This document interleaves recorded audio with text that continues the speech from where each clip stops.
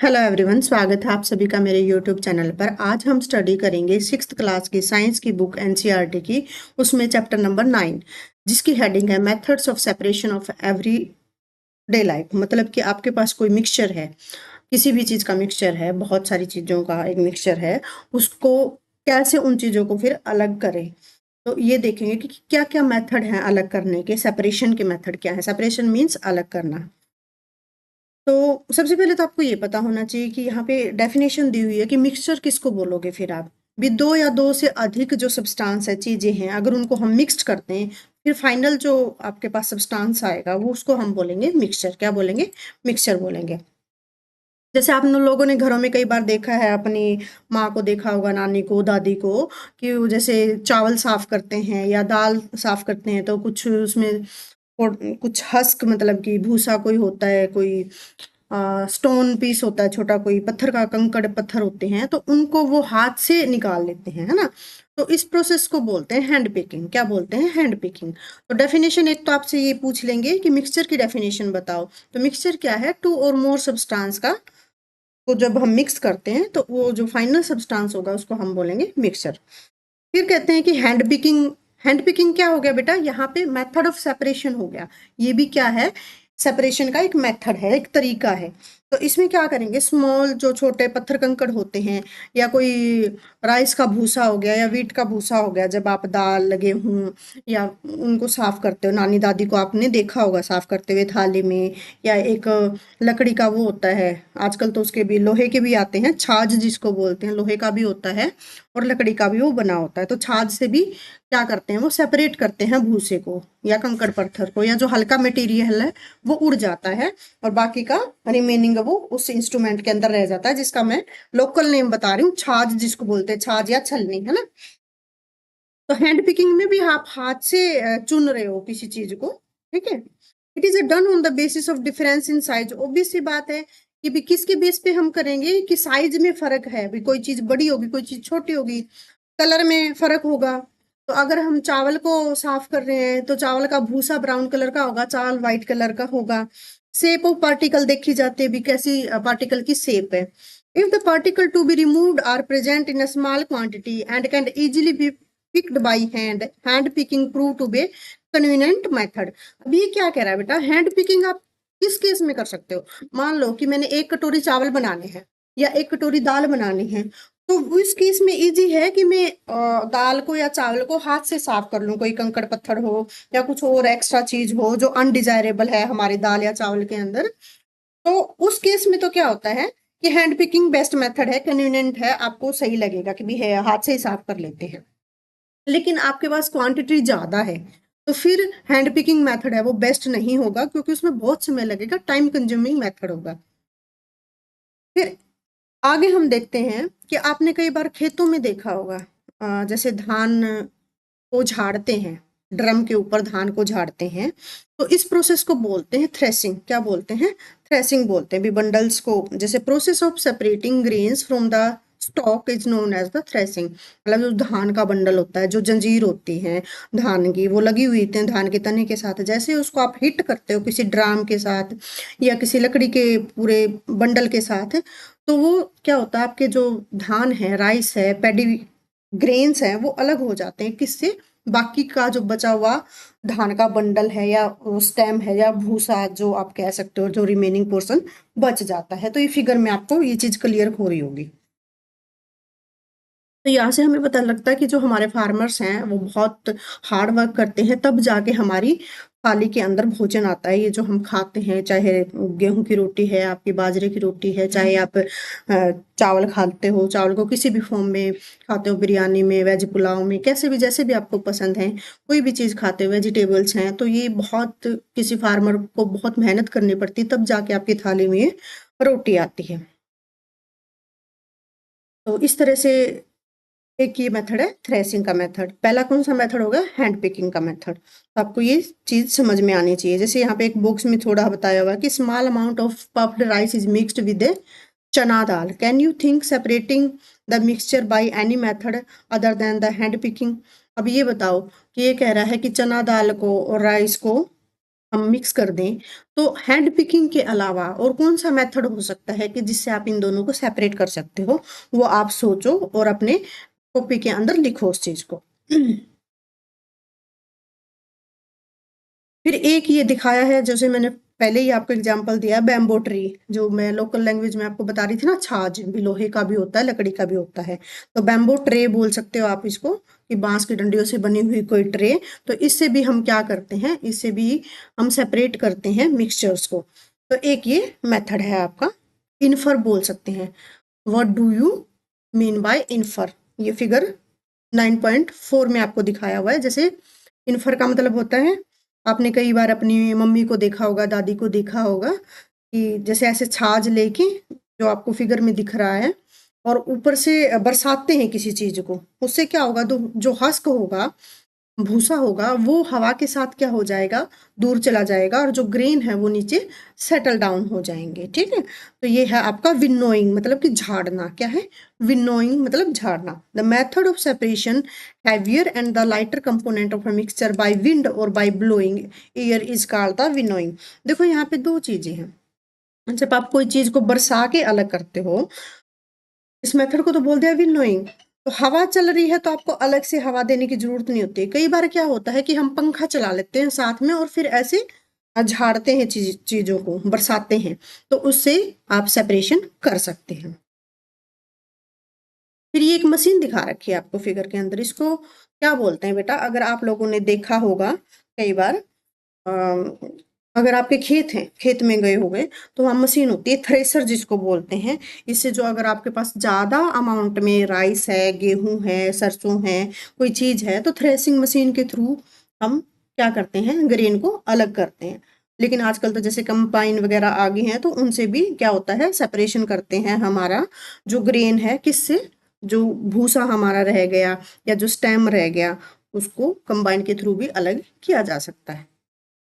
तो ये फिगर्स हैं, थोड़ा सा देखना बेटा। जिसके खेत होंगे, देखो उनको तो समझने की जरूरत नहीं है। जो बच्चे शहर में रहते, जिन्होंने ये चीज एक्सपीरियंस नहीं करी, वो थोड़ा सा उनको याद रखने में डिफिकल्टी हो सकती है। अदरवाइज ये सब जो मेथड है बहुत इजी है याद करना।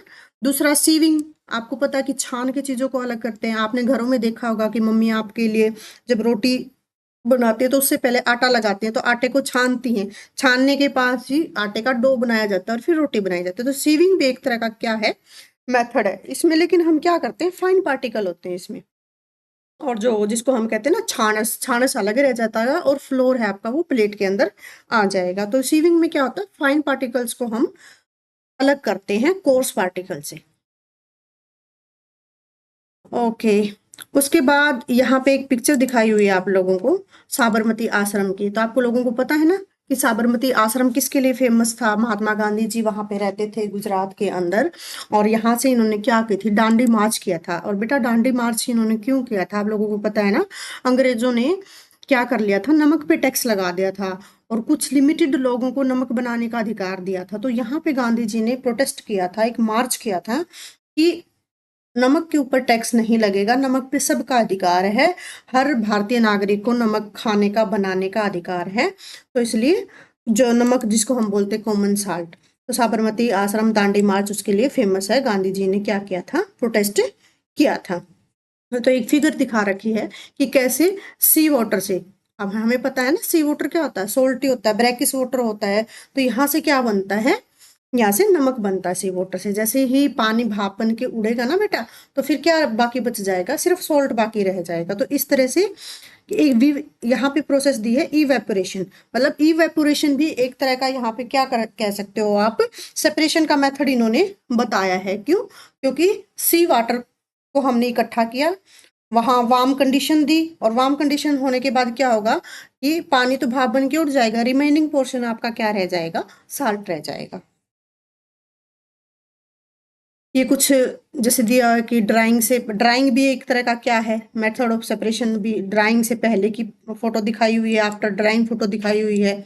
ये कुछ आर्ट है जो क्रिएट की गई है। बस ये तो वैसे पिक्चर्स दिखाई हुई हैं, जैसे कि भी 2-3 टेबल स्पून आप साल्ट की लो, उसको स्टीयर करो, डिजोल करो। डिजोल करने से पहले देखो, डिजोल करने के बाद देखो, फिर उसको ऐसे भाई सुखाने के लिए छोड़ दो, 2-3 चम्मच को फैला दो पानी को। उसके बाद आप देखो कि आपको ऐसे छोटे छोटे ग्रेन्यूल्स मिलेंगे साल्ट के, तो ये इसके अंदर बताया हुआ है। फिर यहाँ पे ये बताया हुआ है कि heating of a China dish containing salt solution. आप इस तरीके से भी कर सकते हो कि चाइना डिश के अंदर पानी साल्ट का सॉल्यूशन ले लो, नीचे इसको हीट करो, पानी उड़ जाएगा, नीचे आपका चाइना डिश के अंदर क्या रह जाएगा, सिर्फ साल्ट के क्रिस्टल या ग्रेन्यूल्स रह जाएंगे। और जैसे सीविंग में चाय छानते हैं छलनी में, तो चाय पत्ती अलग से रह जाती है आपकी, और जो लिक्विड चाय है वो आपकी कप के अंदर आ जाती है। तो ये भी एक डिकेंटेशन प्रोसेस इसको बोलते हैं। तो यहाँ पे लिखा हुआ है the process of settling down of heavier insoluble component at the bottom of a liquid is called sedimentation. ये कह रहा है कि ऐसी प्रोसेस जिसमें जो हैवियर मटेरियल है, हैवी मटेरियल है मतलब वेट में ज़्यादा है, और जो इनसोल्यूबल है वो क्या रह जाता है, वो नीचे रह जाता है बॉटम ऑफ अ लिक्विड, इसको बोलेंगे सेडिमेंटेशन। मतलब कोई चीज़ नीचे बैठ गई है। जैसे आप क्या करोगे, बीकर में मान लो आपने वो लिया, पानी लिया, पानी, उस पानी के अंदर आप क्या करो, 1 टेबल स्पून है, चाहे क्या कहते हैं मिट्टी है, सैंड है, वो डिजोल्व करो, ऐसे स्टीयर करो उसको। फिर क्या होगा, थोड़ी देर बाद आप उस बीकर को रख दो अनडिस्टर्ब, भी आपने छेड़ना नहीं है उसको। उसके बाद क्या देखोगे, जो सैंड है ना वो तो नीचे पानी में बैठ जाएगी बॉटम में बीकर के, और पानी है, साफ पानी है, वो ऊपर आ जाएगा। अब कह रहे हैं कि when a water liquid is removed by tilting the vessel the process is known as decantation. मतलब जैसे हम चाय छानते हैं ना बेटा, चाय छानते हैं, तो इस प्रोसेस को तो बोलेंगे डिकेंटेशन। क्यों? इसमें हम अपना लिक्विड मतलब चाय को चाय पत्ती से अलग कर रहे हैं, ऐसे टिल्ट करके, ठीक है। और सेडिमेंटेशन में क्या था कि वो नीचे बैठ जाते हैं और लिक्विड है ऊपर आ जाता है। इसमें हम छान रहे हैं या बर्तन को टिल्ट करके आप अपना लिक्विड मटेरियल है वो अलग कर लो। और उसके अंदर क्या है, सेडिमेंटेशन के अंदर उसमें सिर्फ आपके जो लिक्विड है वो ऊपर रहेगा, और सॉलिड जो इनसोल्यूबल है वो नीचे बैठ जाएगा बॉटम में। तो सेडिमेंटेशन और डिकेंटेशन, ये इसमें आपको डिफरेंस है वो पूछा जा सकता है। और जैसे इसने यहाँ पे ये फिगर दिया हुआ है, मान लो कि हमने चावल धोए या दाल धोई, तो मम्मी आपकी, देखो ना आपकी मम्मी ऐसे बर्तन को टेढ़ा कर देगी तो पानी तो निकल जाएगा और चावल या दाल है उस बर्तन के अंदर रह जाएगा। तो इस तरह भी हम क्या करते हैं, डिकेंटेशन करते हैं जब हम वॉश करते हैं, किसको, राइस को या दाल को, पल्सेस मतलब दाल। अब ये कह रहा है the process of separating tea leaves from the T is called filtration. चाय की पत्तियों को चाय से अलग करना, इस प्रोसेस को क्या बोलेंगे, फिल्ट्रेशन। ये आपको याद रखना है, ये भी क्या हो गया आपका, सेपरेशन का मेथड हो गया। उसके बाद जैसे फिल्टर पेपर से भी हम कई चीज है वो क्या करते हैं, फिल्टर करते हैं। ये भी फिल्ट्रेशन भी एक तरह का क्या है, मेथड है सेपरेशन का। यहाँ पे दिखाया हुआ है कि मड्डी वाटर ले लिया आपने, फिल्टर पेपर लिया, ट्राईपोड स्टैंड में लगा के फ्लास्क के अंदर, और इस तरह से आप क्या कर सकते हो, बाय फिल्ट्रेशन भी इम्प्योरिटीज को या सॉलिड पार्टिकल को या इनसोल्यूबल पार्टिकल या अनडिजायरेबल पार्टिकल जो आपको नहीं है पसंद, उनको हटा सकते हो। तो ये फिल्ट्रेशन आपको दिखाई हुई है इस प्रोसेस के अंदर। उसके बाद इस चैप्टर में आपके काम का है वो देख लेते हैं बेटा, क्या है, जो चर्निंग मेथड है वो भी एक तरह का क्या है, मेथड ऑफ सेपरेशन है। जैसे चर्निंग क्या होता है, जैसे अब तो नहीं होता बेटा, अब तो हम जैसे दूध से वो करते हैं, अगर दूध का हमने मलाई वगैरह निकालते हैं, उसके बाद उसमें थोड़ा सा जामन लगा के फिर उसको रात भर रख देते हैं, फिर आजकल तो क्या करते हैं, ब्लेंडर घुमा देते हैं, है ना। ब्लेंडर से क्या होगा, घी बन के ऊपर आ जाएगा और लिक्विड नीचे रह जाएगा। पहले होता था बेटा रई, पुराने जमाने में जो हमारी दादी होती थी या हमारी नानी होती थी, या जो पुराने जमाने के लोग, इन द सेंस पुराना इन द सेंस कि बेटा कुछ साल पहले की बातें हैं, पीछे की बातें हैं। अब थोड़ी सी टेक्नोलॉजी एडवांस हो गई है, फैसिलिटी ज़्यादा आ गई है, तो हाथ से ऐसे एक रस्सी होती थी और एक रई होती थी, उस रई के साथ रस्सी को बांध के इस तरह से करते थे, ठीक है। तो इसको मतलब लोकल भाषा में बोलते थे कि दूध बिलो रहे हैं हम, मतलब कि ऐसे चर्निंग करते थे। उससे क्या होगा, बटर है वो ऊपर आ जाता था और जो छाछ है वो नीचे रह जाता था, ठीक है। तो ये भी एक प्रोसेस है किसका, फिल्ट्रेशन है, मतलब कि इसका सेपरेशन का एक प्रोसेस है, एक मेथड है। मैग्नेटिक सेपरेशन भी होता है बेटा, जैसे आपने कई बार देखा होगा ना, ये जो गार्बेज को उठाने वाले जो लोग होते हैं, जो अलग अलग मतलब कि पॉलिथीन अलग करते हैं, लोहे का कोई मटेरियल अलग करते हैं, आपने कभी नोटिस किया होगा इन लोगों के हाथ में एक छड़ी होती है, ठीक है, और उसके साथ एक मैग्नेट लगा होता है, वो ऐसे ऐसे मारते रहते हैं कहीं कहीं पे भी।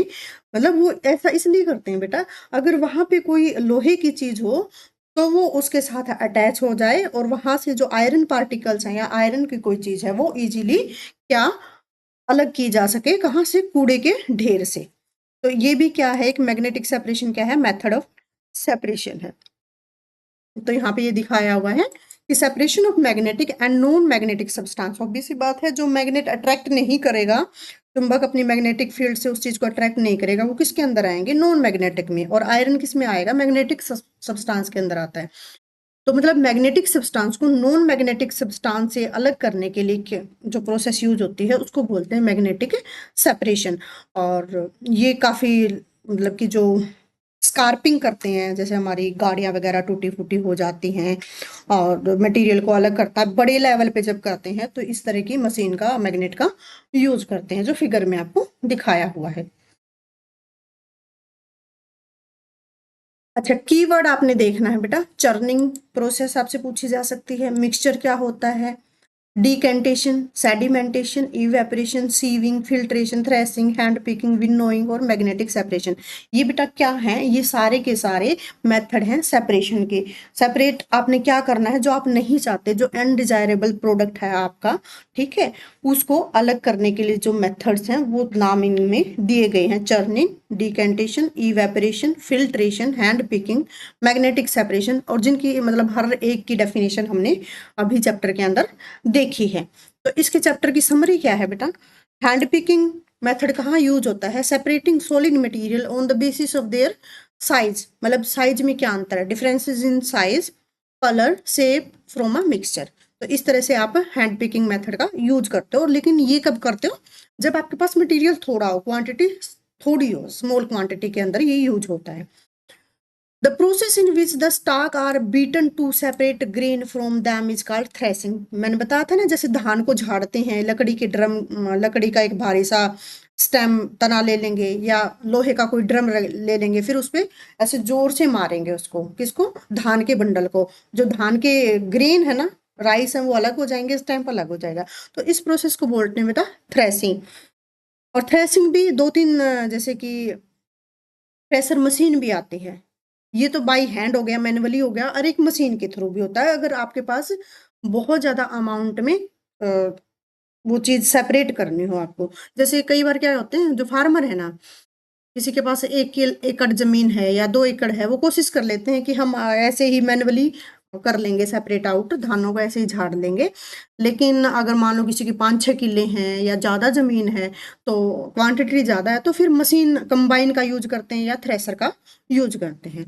इसी ऐसे ही इस गेहूं के केस में ये चीजें करते हैं। फिर विनोइंग मैंने आपको बताया कि Barsana, method of separating lighter husk from the heavier grain, मतलब हस्क भूसा, हस्क मतलब भूसा।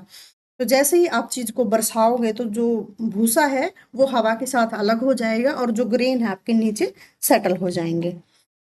फिर है sieving, the process of separating solid from a mixture based on the variation in the particle size. जैसे आप छानते हैं, आटा छानते हैं, तो आटा जो फ्लोर है वो फाइन है, और आटे का जो भूसा है, ठीक है, वो क्या है, कोर्स साइज है, उसका थोड़ा सा बड़ा है, फ्लोर के साइज में उसका जो ग्रेन साइज है वो बड़ा है, तो वो अलग हो जाएगा, जिसको छानस बोलते हैं, छलनी में छानते हैं। तो इवेपोरेशन भी एक तरह का क्या है, सेपरेटिंग मेथड है। इसमें क्या होगा, लिक्विड है वो कन्वर्टेड हो जाएगा वेपर के अंदर, और सॉलिड है वो नीचे आपका रह जाएगा। जैसे कि साल्ट के केस में मैंने आपको बताया था ना, भी साल्ट को कैसे बनाते हैं, नमक को कैसे बनाते हैं। फिर the process of settling down the heavier insoluble component at the bottom, मैंने आपको बताया था, इसको क्या बोलेंगे, सेडिमेंटेशन बोलेंगे। अगर हम बर्तन को टिल्ट करके कोई चीज करेंगे तो उसको क्या बोलेंगे, डिकेंटेशन बोलेंगे। अगर हम छान के कोई चीज करेंगे तो बेटा उसको बोलेंगे फिल्ट्रेशन, ठीक है। फिल्ट्रेशन जैसे फिल्टर पेपर लगाकर इनसोल्यूबल सॉलिड को अलग किया जाता है। टर्निंग, जैसे हम मैंने अभी आपको बताया था, लस्सी और दही जब बनाते हैं और बटर निकालते हैं तो चर्निंग प्रोसेस इसमें यूज होती है। मैग्नेटिक में separation of magnetic and non magnetic substances का जब हम यूज करते हैं तो सेपरेशन मेथड इस तरह से यूज करते हैं मैग्नेटिक मेथड का। ओके बेटा, ये आपका चैप्टर था मेथड ऑफ सेपरेशन। और इसमें जैसे कुछ क्वेश्चन दिए हुए हैं, what purpose does hand picking serve in the process of the separation. तो इसमें आप क्या करते हो बेटा, फिल्टर करते हो। भाई हैंड पिकिंग में क्या करते हो, फिल्टर करते हो, इवेपोरेशन करते हो, डिकेंटेशन करते हो, सोर्टिंग करते हो। तो बेटा इसमें सोर्टिंग करते हैं, मतलब साइज के हिसाब से मटेरियल हम अलग करते हैं, ठीक है। फिर आपको दिया हुआ है which of the following substance are commonly separated using the churning method. Churning method से आप कौन कौन सी सब्सटेंस है वो बताओ, कर सकते हो। B cream from milk, oxygen from air, sand from water, oil from water. तो क्या करोगे बेटा, क्रीम निकालोगे आप मिल्क से। इस मेथड में क्या होगा यूज, चर्निंग मेथड है, यूज होगा क्रीम फ्रॉम मिल्क।